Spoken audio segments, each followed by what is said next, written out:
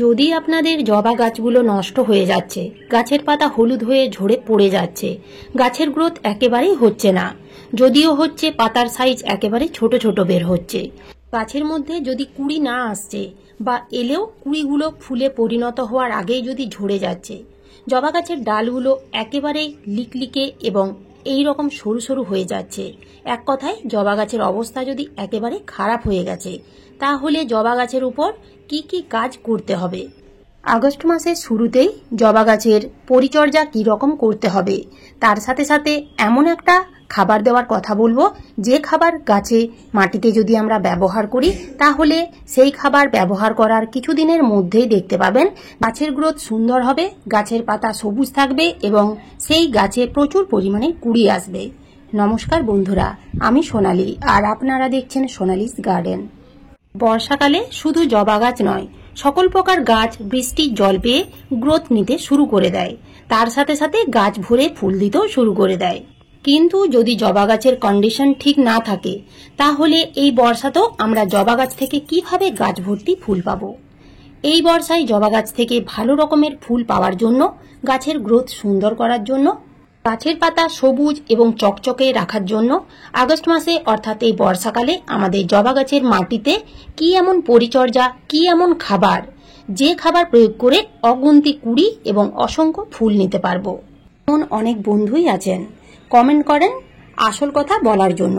দেখুন বন্ধুরা, আসল কথা মানে যে শুধু গাছে খাবার দেওয়া তা কিন্তু নয়, গাছের মাটিতে খাবার দিতেই হবে, তার সাথে সাথে বেশ কিছু কাজ থাকে যেগুলো করতেই হবে। সেই কাজগুলো যদি না জেনে আমরা গাছের মাটিতে শুধু খাবার দিয়ে যাই, তাহলে সেই সকল জবা গাছ থেকে ফুল পাবেন কিন্তু ভালো রকমের ফুল পাবেন না। যেমন যে কোনো গাছই হোক না কেন, শুধু যে জবা গাছের ক্ষেত্রে তা কিন্তু নয়, যে কোনো ফুল গাছ, ফল গাছ, সবজি গাছও হতে পারে। যে কোনো গাছ থেকে ভালো রেজাল্ট পেতে গেলে গাছের গ্রোথ অবশ্যই সুন্দর হওয়া দরকার।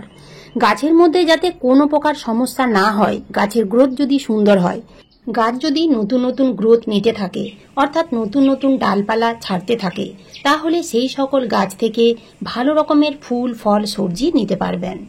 আমার এখানে প্রত্যেকটা জবা গাছ দেখুন কুড়িতে ভরে আছে, ফুলও ফুটেছে, কিন্তু এই ফুল ফোটার আগে বেশ কিছু কুড়ি ঝরে গেছে।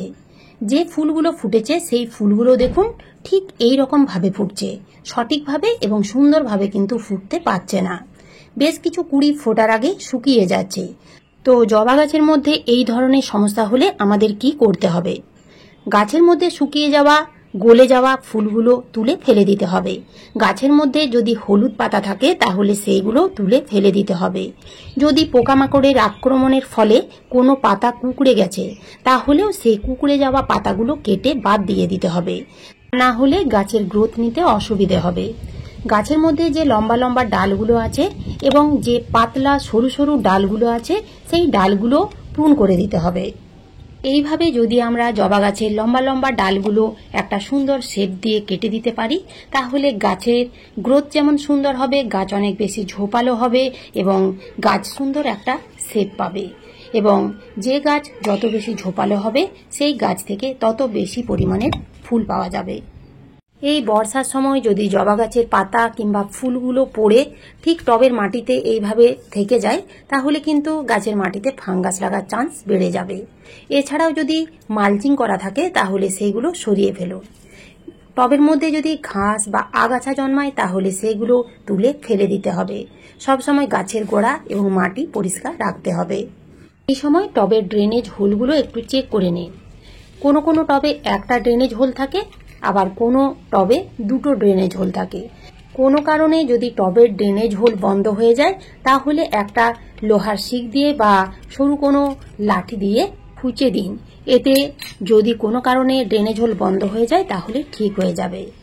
গাছের মাটি হালকা এবং ঝুরঝুরে রাখতে হবে। অনেক সময় দেখবেন খাবার দেওয়ার ফলে এবং বৃষ্টিপাতের ফলে টবের মাটি শক্ত হয়ে যায়। তো সেই রকমভাবে যদি রেখে দেওয়া হয়, তাহলে গাছের গ্রোথ সুন্দর হবে না। তাই মাঝে মাঝে আমাদের মাটির উপরিভাগ হালকা খুশে দিতে হবে।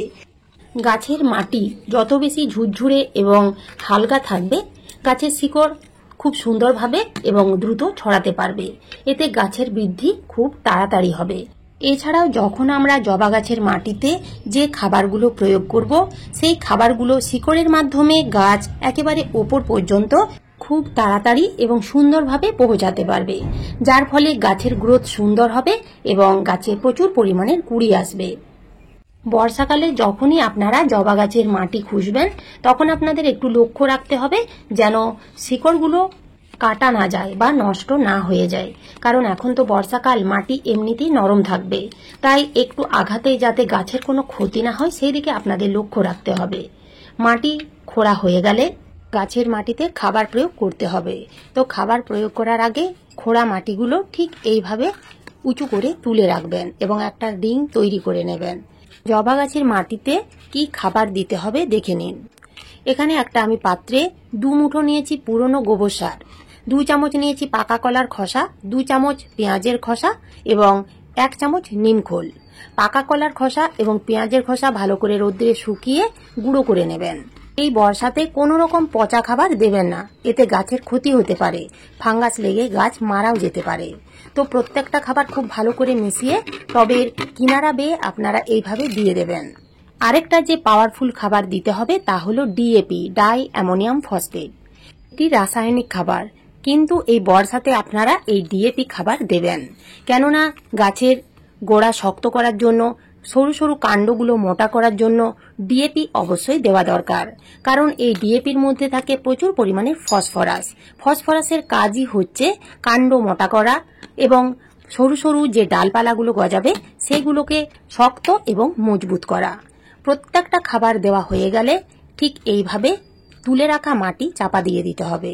এই খাবারের মধ্যে যেহেতু গোবর সার আছে, সেহেতু গাছের বৃদ্ধিতে সাহায্য করবে, কারণ গোবর সারের মধ্যে থাকে প্রচুর পরিমাণের নাইট্রোজেন, এছাড়াও থাকে ফসফরাস, পটাশিয়াম, ম্যাগনেসিয়াম, ক্যালসিয়াম ছাড়াও বিভিন্ন উপাদান। এছাড়াও আমরা এখানে যে পাকা কলার খোসা এবং পেঁয়াজের খোসা নিয়েছি তাতে প্রচুর পরিমাণের পটাশিয়াম এবং সালফার পাওয়া যায়। এছাড়াও থাকে বিভিন্ন ধরনের মাইক্রো এবং ম্যাক্রো নিউট্রিয়েন্ট, যা গাছের জন্য কিন্তু খুবই দরকার। আর এই বর্ষাকালে গাছের মাটিতে অবশ্যই নিমখোল দেওয়া দরকার। এই নিমখোল যেমন একদিকে সার হিসেবে কাজ করবে, অন্যদিকে তেমনি মাটিতে থাকা বিভিন্ন ধরনের ক্ষতিকারক পোকামাকড় এছাড়াও কেন্ন, পিঁপড়ে দূর করে দেবে। জবা গাছে মাসে অন্তত একবার যে কোনো একটা মাইক্রোনিউট্রিয়েন্ট বা অনুখাদ্য দেওয়া দরকার। অনেক সময় দেখবেন গাছের পাতা ফ্যাকাশে হয়ে গেছে, গাছের কিনারা বেয়ে পোড়া পোড়া লালচে ভাব দেখা দিয়েছে। এই ধরনের যদি বিভিন্ন ধরনের সমস্যা দেখা যায় তাহলে বুঝে নিতে হবে মাইক্রোনিউট্রিয়েন্টের অভাব পড়েছে। তাই আপনাদের নিয়ম করে মাসে একবার মাইক্রোনিউট্রিয়েন্ট অর্থাৎ অনুখাদ্য দিয়ে যেতে হবে। আপনারা এই রকম লিকুইড ফর্মেও দিতে পারেন কিংবা দানা আকারেও দিতে পারেন। সারের দোকানে কিংবা নার্সারিতে আপনারা বিভিন্ন ধরনের অনুখাদ্য পেয়ে যাবেন। আমি বায়োভিটা এক্স ব্যবহার করি। তো বায়োভিটা এক্স যদি আপনারা ব্যবহার করতে চান তাহলে 1 লিটার জলে মোটামুটি 1 থেকে 1.5 ml দিয়ে ভালো করে ঝাঁকিয়ে পুরো গাছে পাতায় স্প্রে করে দেবেন। এছাড়াও জবা গাছে প্রত্যেক মাসে 2 বার অর্থাৎ 15 দিন অন্তর যে কোনো একটা কীটনাশক এবং একটা ছত্রাকনাশক স্প্রে করতে হবে। জবা গাছে মিলিবাগের উপদ্রব এবং জাপ পোকা বেশি হয়, তো আপনারা একতারা ব্যবহার করতে পারেন, তাতে কিন্তু খুব ভালো কাজ দেবে। এছাড়াও বাড়িতেও সামান্য কিছু উপাদান দিয়ে আপনারা জৈব কীটনাশক তৈরি করেও গাছে স্প্রে করতে পারেন। আপনারা ছত্রাকনাশক হিসেবে হলুদ ব্যবহার করতে পারেন। এছাড়াও আপনারা যদি বাজার চলতি ছত্রাকনাশক ব্যবহার করতে চান তাহলে সার্ফ বা ব্যাবিস্টিন ব্যবহার করতে পারেন। আগস্ট মাসে আপনারা এইভাবে পরিচর্যা করুন এবং এই খাবার প্রয়োগ করুন, দেখবেন গাছে সেই ধরনের সমস্যাগুলো আর থাকবে না। গাছের গ্রোথ সুন্দর হবে এবং গাছে প্রচুর পরিমাণের কুঁড়িও আসবে এবং গাছ ভরে ফুলও পাওয়া যাবে। তো এই ছিল আজকের আমার এই ভিডিওটি ভালো লাগলে একটা লাইক অবশ্যই দেবেন, কমেন্ট করতে ভুলবেন না। নতুন বন্ধুরা আমার চ্যানেলটিকে সাবস্ক্রাইব করে পাশে থাকার অনুরোধ রইল। ধন্যবাদ।